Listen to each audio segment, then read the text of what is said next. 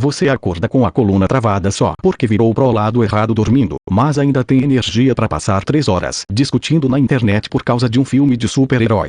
É uma fase meio bizarra em que a sua playlist favorita tem funk dos anos 2000 e podcast de estoicismo, e você não sabe se marca happy hour ou se cancela tudo para ir dormir às 9h30. Tem uma hora na vida em que você passa na frente de uma vitrine, pega o reflexo sem querer e por meio segundo acha que é o seu pai ou a sua mãe. Não é nem susto de fantasma, é uma estranheza muda. A cabeça ainda tá lá nos 20 e poucos, achando que a calça jeans larga e a camiseta preta lisa são uma escolha de estilo livre e moderno, mas o espelho devolve a imagem de um adulto funcional que tem opinião firme sobre a marca de adoçante e guarda sacolinha plástica dentro de outra sacolinha plástica com a mesma seriedade de quem gerencia um cofre forte. É aquela fase em que a gente cai no limbo esquisito que ninguém avisa que existe nos manuais da instrução da vida.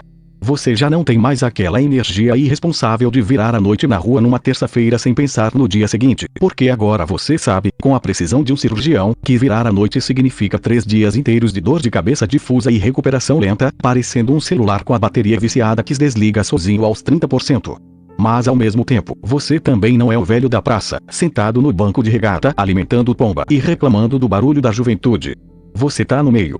No exato olho do furacão da mediocridade cronológica. Sabe aquela cena clássica em Peter Pan em que os garotos perdidos simplesmente se recusavam a crescer, mas a Terra do Nunca era só um lugar onde o tempo parava porque ninguém aguentava a chatice de virar gente grande. A nossa versão moderna não tem fada nem pozinho mágico, mas tem essa sensação constante de que a gente tá interpretando um papel adulto sem ter assinado o roteiro. A gente entra numa loja de departamento e percebe que as músicas tocando no alto-falante já não são mais as mesmas que a gente baixava no Ares ou ouvia no radinho do ônibus. São versões acústicas e melancólicas de hits dos anos 90 que agora servem para embalar a compra de um jogo de lençol de 300 fios. E você compra o lençol. E pior, você acha a estampa de folhas de costela de Adão uma escolha de muito bom gosto para a decoração da sala. É um choque sutil. A gente passa a juventude inteira correndo para ter autonomia, para poder comprar o que quiser no mercado sem dar satisfação, para decidir a que horas vai apagar a luz da sala. E aí, quando finalmente consegue, descobre que a grande conquista da liberdade adulta é ter o poder irrestrito de escolher o sabor do antiácido que vai ficar na gaveta da cozinha. Aristóteles falava sobre a tal da justa medida, o meio termo entre os excessos, o lugar onde a virtude habitaria. Mas o velho grego com certeza não estava pensando em como é ter 30 e poucos anos e se pegar discutindo mentalmente, por 10 minutos, se vale a pena comprar uma air fryer maior ou se a antiga ainda dá pro gasto. Não tem virtude nenhuma nisso, só uma exaustão leve cotidiana. É a idade em que a gente começa a notar o próprio corpo como quem revisa um carro usado que já saiu de linha. O joelho avisa que vai chover antes mesmo do aplicativo do celular atualizar a previsão do tempo. A coluna faz um barulho estranho quando você abaixa para pegar a correspondência caída embaixo da porta. E você pega remédio para a azia na farmácia com a mesma naturalidade com que compra pão na padaria da esquina, olhando para o farmacêutico com um aceno cúmplice de quem faz parte do clube secreto dos organismos cansados. O pior não é envelhecer, porque essa é a única alternativa viável para continuar por aqui. O pior é o desencontro entre a velocidade com que o mundo gira e a lentidão com que a nossa paciência para certas chatices diminui. Antigamente, a gente aceitava ir para rolês caóticos só para não ficar de fora, só para marcar presença, só para garantir que estava acontecendo alguma coisa na nossa história. Hoje, o ápice da felicidade de um sábado é olhar para a pia sem louça suja, fechar a janela para abafar o barulho da rua, colocar uma meia quentinha e abrir um pacotinho de biscoito enquanto assiste a um documentário sobre a vida secreta das formigas ou sobre a construção de pontes na Suíça. E o mais assustador não é gostar disso. O mais assustador é perceber que você genuinamente prefere o silêncio da sua casa a qualquer programa que envolva multidão, fila de banheiro químico e música alta onde ninguém consegue ouvir o que o outro tá falando. A gente entra numa fase em que começa a acumular manias que os nossos pais tinham e que a gente jurou solenemente que nunca ia repetir. Você se pega falando frases como no meu tempo as coisas duravam mais ou hoje em dia ninguém mais quer trabalhar, todo mundo quer ser influenciador. Quando essa frase escapa da sua boca pela primeira vez, dá até um calafrio na espinha, parece que a alma dos seus antepassados possuiu o seu corpo através de uma encarnação imediata. Você quer morder a língua, mas já foi. A sentença foi emitida e o atestado de que você virou oficialmente um chato foi protocolado no universo. Sartre dizia que o inferno são os outros, mas na nossa idade o inferno é a gaveta de cardos. Aquela caixa de sapatos cheia de fios sem identificação, carregadores de celulares que já viraram pó e cabos auxiliares que não encaixam em absolutamente nenhum aparelho existente na face da Terra. Toda casa tem uma dessas. E todo mundo guarda esses fios com a esperança irracional de que, em algum momento do futuro, a humanidade vai precisar daquele conector específico de um MP3 player de 2008. A gente guarda lixo eletrônico com afeto porque, de algum jeito torto, jogar fora esses cabos parece o mesmo que admitir que o tempo passou, que aquela época acabou de vez e que o passado não vai voltar para buscar a gente na estação. A verdade é que a gente passa a maior parte dos dias tentando equilibrar duas versões de si mesmo que não se conversam.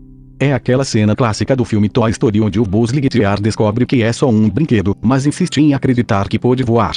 A gente olha para os boletos, para as contas da casa, para as responsabilidades do mês, para a conta de luz que subiu, e percebe que o bus pousou de vez, mas a cabeça da gente continua achando que tem o poder intergaláctico de virar a noite acordada sem pagar nenhuma fatura biológica no dia seguinte. Só que a fatura chega, e ela vem em forma de uma dor lombar misteriosa que aparece só porque você dormiu com o pescoço virado uns 3 milímetros para o lado errado. É uma traição anatômica silenciosa. Você acorda e pensa, nossa, o que foi que eu fiz na academia ontem? Sendo que você não pisa numa academia desde o governo anterior. Tem também aquele momento constrangedor em que você vai a uma festa ou a um bar e percebe que o volume da música está no talo, o grave está vibrando no seu estômago de um jeito que parece que vai deslocar os seus órgãos internos, e a única coisa que passa pela sua cabeça é, gente, por que eles não abaixam só um pouquinho o som para a gente poder conversar? Antes, a sua métrica de um rolê bom era a quantidade de fumaça e o barulho ensurdecedor. Agora, o ápice da sofisticação social é um lugar onde você consegue ouvir o som da colher raspando no fundo da tigela de sobremesa. Você virou aquela pessoa que elogia o isolamento acústico do restaurante. Você elogia o revestimento da parede. Nossa, o carpete aqui abafa muito bem o som, né? Dá para escutar a pessoa do outro lado da mesa. Parabéns, você foi abduzido pela adultice sem nem assinar o contrato de adesão. E o corpo vai mudando de alarme. Antigamente, o relógio biológico era só uma sugestão vaga. Você podia virar 3 noites seguidas jogando videogame ou conversando na calçada e no dia seguinte estava lá, pleno, comendo coxinha no café da manhã e achando ótimo. Hoje em dia, se você passa da MEI vendo vídeo de receita no TikTok, o seu corpo te cobra no dia seguinte com uma ressaca moral que parece que você cometeu um crime hediondo. Você acorda às 7 da manhã com os olhos secos, olhando pro teto, pensando nos boletos, nas contas, que vencem na semana que vem, e percebe que o seu superpoder de regeneração expirou sem avisar. O bônus acabou. Agora é a fase de pagar imposto sobre cada gota de café extra que você toma depois das 4 da tarde. Byung-Chul Han fala muito dessa exaustão contemporânea, mas na nossa idade ela tem uma cara específica. Não é só o cansaço do mundo, é o cansaço de ser o gestor da própria mediocridade. A gente queria ter mudado o mundo, salvado as baleias, escrito um livro de poemas ou pelo menos aprendido francês fluentemente. Mas o que a gente fez foi criar uma planilha mental para calcular qual aplicativo de entrega tem a taxa mais barata para o pedido de quarta-feira à noite. E tá tudo bem. A grande revelação dessa idade esquisita é que o mundo não vai acabar se você não for o protagonista da sua própria biografia épica. A gente descobre o alívio imenso de ser figurante na vida dos outros.